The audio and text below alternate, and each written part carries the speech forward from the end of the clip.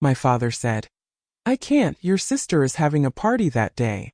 I adjusted the hem of my dress, walked down the aisle alone, and then canceling the wedding was just the beginning.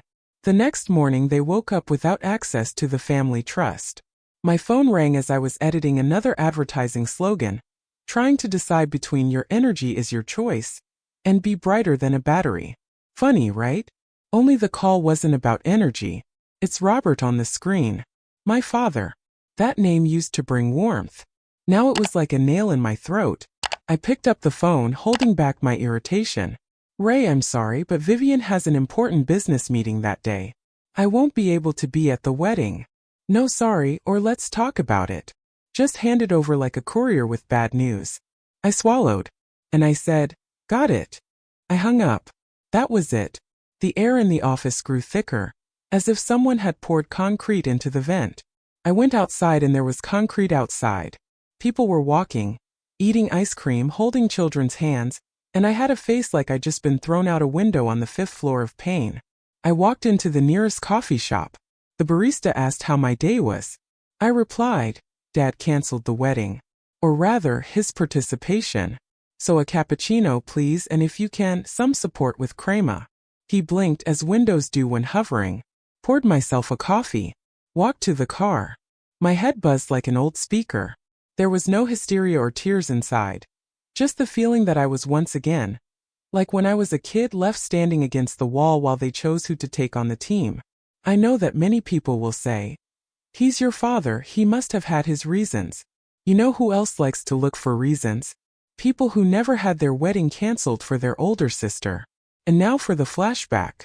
When I was a kid, Robert was a retired superhero, strict but fair.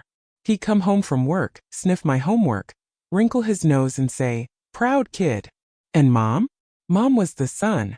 Not the kind that burns, but the kind that warms quietly, evenly like a good oven. We lived in a cinnamon-scented house, and if something went wrong, she'd just bake a cake. Yeah, baking, not interrogating. Vivian was already learning diplomacy by then. Rachel has it so easy. Probably because she doesn't have any real problems. Naive me, I thought it was jealousy. Turns out it was rehearsal. Then Mom died. It doesn't matter how. What matters is that the house got as cold as a refrigerator without lights. Robert went to work and Vivian went to being the new queen. She didn't throw tantrums, no. She did worse, she smiled. Taking notes on where I'd been, what I hadn't done, how I'd looked wrong. One time I forgot to put the dishes away in the evening. My father said I shouldn't defiantly ignore the family like that anymore. Demonstratively. I was 15 and I was just doing algebra. Over time I realized, everything that came from Vivian was accepted as fact. My words as an attempt at manipulation. And when my father said every time, you know how sensitive Vivian is, I wanted to ask, do you even know how I feel? Closer to college, I stopped calling him to concerts and exhibitions. Not out of pride, out of self-preservation. Better nothing than another rejection. Or worse, coming in with a sour face and the phrase, interesting. Here's a moment that sticks in my memory particularly beautifully. The awarding of an art scholarship. I was practicing my speech, waiting for him, and he sent me a message. It's a pity you're ill. I couldn't watch you suffer. I wasn't sick. It's just that Vivian sent him a picture of me in plaid from the year before last. And she captioned it, Rachel's not feeling well. He believed it. Because believing me is too hard. You have to go beyond comfort.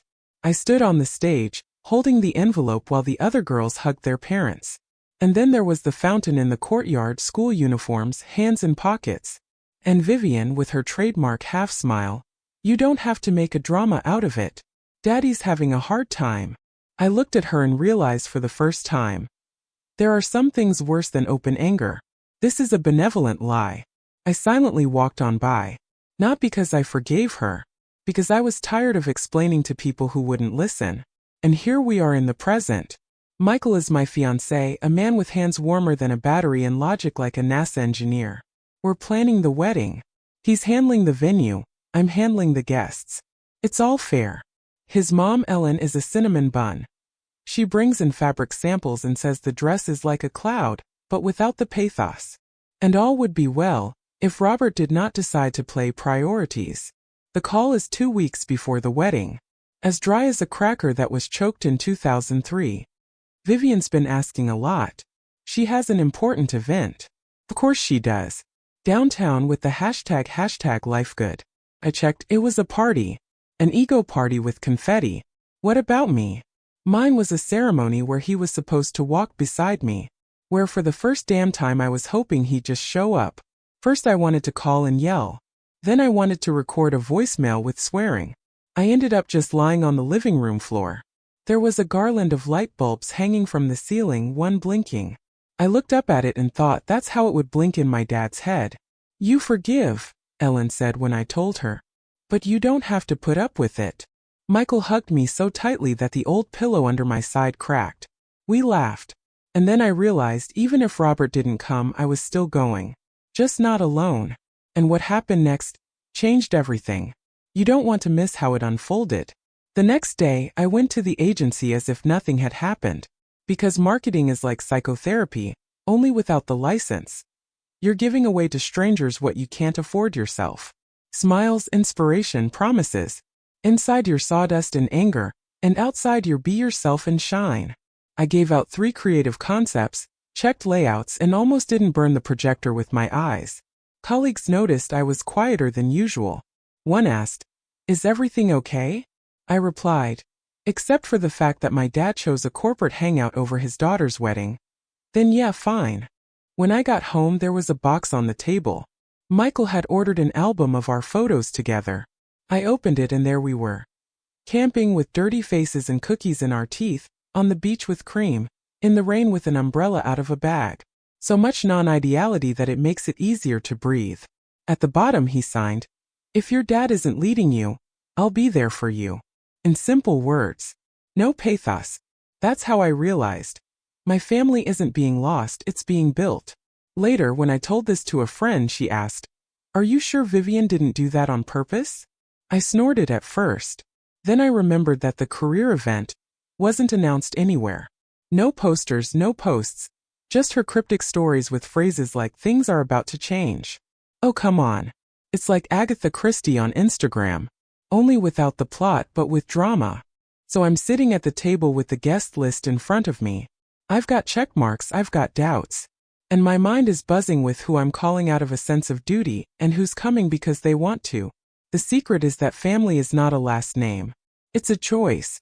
And sometimes you have to close the door yourself to those who have been standing in the hallway for too long pretending to forget the key. And the final twist was just getting closer.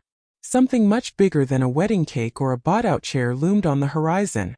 I didn't know it yet, but it was just beginning. Monday started as usual, with coffee spilled on my white blouse and an email from the contractor, where the phrase "almost done" sounded like, "We forgot you had a wedding at all." I read the messages, clicked the mouse on the useless table, and in my head estimated how many times I will have to redo everything because someone somewhere decided to just let it go. And that's when a new notification popped up on the screen. From Vivian. Her stories. The video shows a glossy office, a tray of champagne, her in a sparkly jumpsuit writing, "Getting ready for the event of the year." A smiley face, a heart, a star. No date, no location. Just event. Some important meeting out there that Robert can't be at his daughter's wedding for. I laughed. In my voice. Because it's not drama anymore, it's farce. That same evening I was at Ellen's. She was just trying on a hat to match her dress. And something that smelled like a caregiver's meal was simmering on the stove. I told her about the stories. Ellen silently turned off the fire and pulled out a bottle of wine. We sat down in the kitchen and she suddenly said, "Do you want me to show you something?" She went into the bedroom, came back with a velvet box. Inside was a thin handkerchief, hand-sewn. On the corner was the initial P. I raised an eyebrow. "Patrick," she said. "My brother. He walked me down the aisle when our father chose not to be with us." I didn't ask why. The look in her eyes, warm and bitter at the same time, was enough for me. "If you need him, he's there for you. I've already talked to him." I didn't answer anything. Just nodded. Sometimes one yes sounds louder than all the manifestos. The next day Patrick showed up at our door. No warning, no pathos. In a work jacket with a screwdriver sticking out of his pocket. "Where's the arch?" he asked. I led him into the courtyard. The wooden arch for the ceremony was wobbling like an influencer's morals. He looked around, said, "You need a corner screws and a normal person. I've got the first two." An hour later, the arch stood as if it had been born that way. We were drinking lemonade off the porch, and he suddenly asked, "Are you afraid?" I replied, "That he won't choose me again? No. I'm just tired of hoping." He nodded. "I'd be proud if I could lead you. Not a promise. Not a consolation. Just a fact." 2 days before the wedding, I was sitting in the lobby of the wedding hall, checking the menu. Suddenly Tom, my cousin on Robert's side of the family, sat next to me. He's going to be at the wedding too, although he's seen him live about once every 5 years or so. And he says, "Are you aware there's no party at Vivian's?" I hovered like a browser with bad Wi-Fi. "What?" "She booked the room for a photo shoot. For an hour. No guests. I saw the contract. My girlfriend works at an agency." I stared at him. "Are you sure?" 100%. She even asked them not to put the photo on social media. Supposedly it's a surprise. I didn't know whether to laugh or sit down. At first I wanted to call Robert right away. Then I realized no. Let him handle it. Or not. It's not my job to put someone else's head in order. I just told Ellen. She nodded silently and went to make dinner. Patrick arrived again that evening, checking the lights, adjusting the benches, bringing a box of ribbons. "The little things make the atmosphere," he said. I looked at him and realized. Here he was, a man who chooses to be there for me. Not because he has to, but because he chose to be. The morning of the wedding day was strangely calm. The hair was done quickly. The dress fit perfectly. Girlfriends fussed around. The photographer, as a hunter of emotions, caught every look. And then there was a knock at the door. Patrick came in. He wore a strict suit, his tie was crooked, but his face was as if made of steel and affection. He held out his hand, and in his other hand was the handkerchief. I took it tightly, and I said, "Thank you for coming." He said, "Where else would I be?" We walked out to the archway. The guests stood up. The sun broke through the clouds as if the weather had decided. Okay, let today be human. I walked and every step sounded like, "I'm not alone." I didn't look back. There was no one there behind me. Only Patrick was there.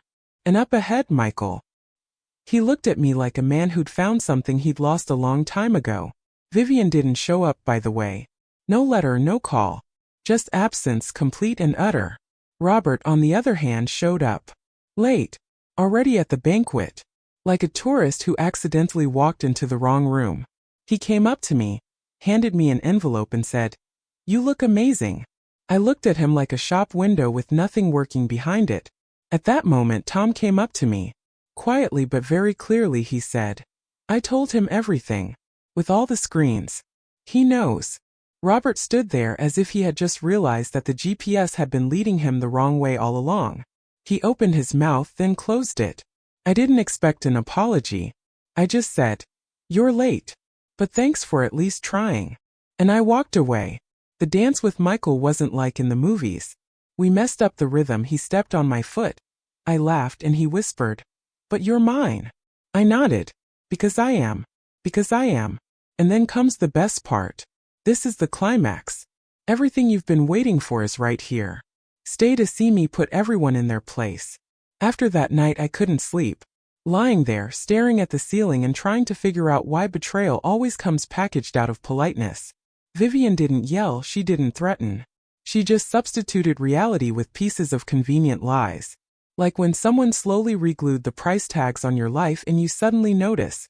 What used to be worth trusting is now devalued. I remembered the moments when Robert would nod discreetly in response to my news, but enthusiastically discuss how Vivian has a new project, and she's back in the spotlight. I thought, how many times had I swallowed that silently? How many times had I pretended not to care, even though inside I just wanted him to say, "I'm proud of you," without qualification or comparison. The night before the wedding, I went out to the courtyard. I sat on the steps and listened to the old blues playing somewhere in the next house. Patrick came over and sat next to me. We were silent and then he said, "You know how to keep your cool." I respect that. I didn't respond. Because behind those words was everything I'd been missing from my father. Not recognition, respect. The next morning, I opened my phone and saw a message from Vivian. 2 words. Good luck, sister. No comma, no name, no period. As if written through gritted teeth. I didn't reply. I just deleted it. Not out of revenge. Out of concern for myself. As we walked back to the banquet hall after the ceremony, Michael squeezed my hand and said, "Did you notice? Everyone who was supposed to be there was." I smiled. Because he was right. No one was late who was truly there for us.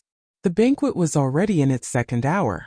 The champagne had run out. The waiter with the face of a winner of life was delivering canapes. The guests were smiling, taking photos, and someone was trying hard to catch Wi-Fi.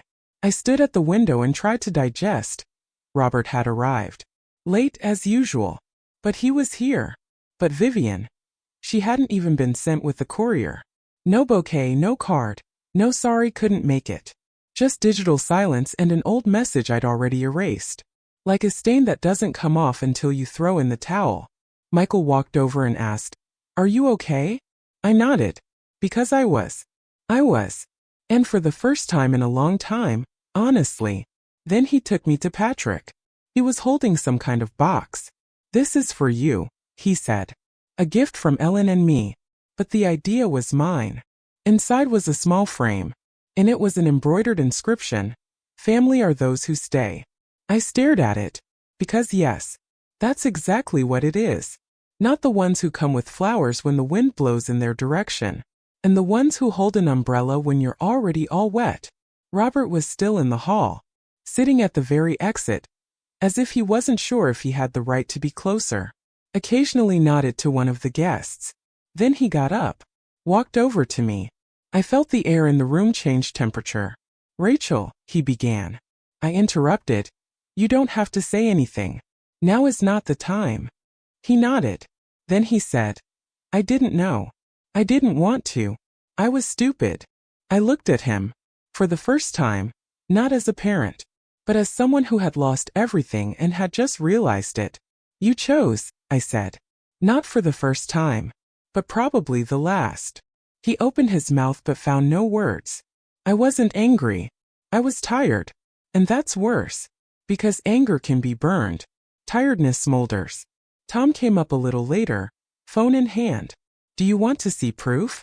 he asked. I shook my head. "I've already seen it all. And I haven't seen enough." We both smiled. With pain. With understanding. When the first toast began, Patrick spoke. He didn't like pathos. So his speech was simple. Sometimes life puts us in uncomfortable positions. Sometimes it puts us in the right ones. The important thing is to stand by your side. Congratulations. The guests clapped. Michael held my hand, and I clutched the embroidered frame. For the first time in years, I didn't need to look for affirmation of my worth. I was just being next to those who chose to be around me. Later, outside, when everyone had gone out to catch the sunset, Robert stood apart. He had Patrick's handkerchief in his hand. I don't know how he got it. Maybe Patrick gave it, out of pity, maybe out of politeness. I went over. He said, "I realized how painful it can be when you're not chosen." I looked at him. "It's too late to realize when the wedding is already over." He nodded. "I'm not asking for a second chance. I just want to be honest." For the first time, I didn't say anything back. Because sometimes it's best to leave a man alone with his honesty. Vivian never showed up. But the next day she sent a voicemail. I turned it on, flat voice, fake concern, excuses. Like, "You know how important it is for me to be where I'm needed." I deleted it. Without listening to the rest of it. Because I already knew I only needed her for myself. 2 months went by. We went on a trip. I got a postcard from Robert. No words. Just a picture of an empty arch. The one Patrick had fixed. On the bottom, "You did the right thing." And I'll tell you what, sometimes family isn't blood ties. It's who brings you lemonade when you didn't ask for it. Who fixes an arch without words. Who says, "I respect you." And who stays silent when you don't want to talk. And those who lose you, not because they couldn't, but because they chose not to try. They are left with their silence. And that is no longer my concern. And you, if you recognize yourself in this story, remember, you don't have to hold on to those who let you go first. A week later, I got a letter. A real paper letter. In the envelope was an old photo of me and Vivian as kids, in the kitchen, wearing flour from ear to toe, making cookies. Underneath is a signature. We were good, weren't we? No name, no address. I stared at that photo for a long time. Yes, we were. Until adulthood turned love into a competition, and kindness into a bargaining chip. I walked over to the fireplace and threw the picture in the fire. Not because I hated it, but because I'd had enough. Because tiredness is also a form of self-love. When you choose to stop expecting a person to come back, the same old person who is no longer there. Michael was reading a book that night with his feet in my lap. Turning around, he saw the ashes. Something important? He asked. I nodded. But not for me anymore. We were walking along the waterfront and I asked him, why do you think it's so hard to accept that people don't have to love us? He thought for a moment and replied, because we've been taught that family is forever. And in reality, it isn't. Family is a choice. Every day. And I realized this is my man. Because he didn't promise the sky, he held out an umbrella when it rained. A month later, Patrick and Helene invited us to dinner. The house smelled like fry bread, old wood, and something incredibly warm. Patrick pulled out a box. Inside was a scrapbook with captions. Rachel's new family. Photos from her childhood, school cards, printouts from the old printer. They kept everything. Even a note where I, at age 11, wrote, Patrick, I'm sorry I dropped your hammer in the flower bed. You're the best. I laughed and cried. Because yes, whoever saves your notes really loves you. And then Ellen said, we have a spare room. If ever. I didn't let her finish. I'm already with you. Not because I had no other choice. It was because I made it myself. And if you're reading this and thinking you can't be replaced, know this. Sometimes we're replaced not because we're worse, but because someone else was willing to be there for you when you were gone. Sometimes I wonder, what if Vivian had actually come? With flowers, with apologies, with a twinkle in her eye, like in the old days. Would she have forgiven me? I suppose so. Back then. But not now. Because time isn't just a cure. It's a filter. It separates those who come to stay from those who come in to turn on their heel when things get uncomfortable. I remembered how she used to hide my doll as a child so I would learn not to whine. It seemed like a game then. Now it's the first signal. Because everything that happens in childhood grows into character. And if a person doesn't know how to hold your hand when you're scared, they'll only learn when they're alone in the dark themselves. I'm not in the dark anymore. I'm among my own. And the light is not from a chandelier, but from people. Real people. Chosen.